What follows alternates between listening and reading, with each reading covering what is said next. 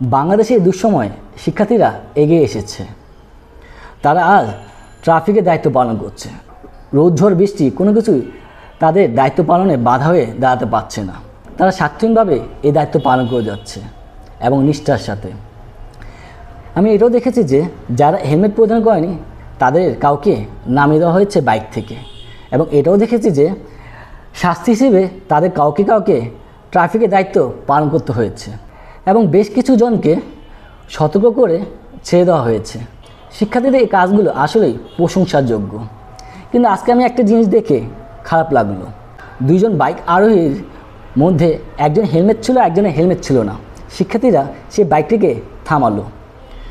এর মধ্যে যে আরোহীর হেলমেট ছিল না সে স্টুডেন্ট আইডি কার্ড দেখানোর সাথে সাথেই শিক্ষার্থীরা সেই বাইকটিকে ছেড়ে দিল। এই জিনিসটা দেখে আমার কাছে পুলিশদের কথা মনে পড়ল।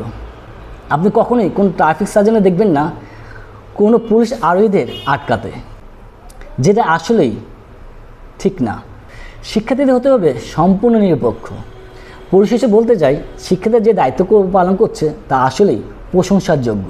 তাদের জন্য শুভকামনা ব্যক্ত করে আমার ভিডিওটি এখানে শেষ করছি। ধন্যবাদ।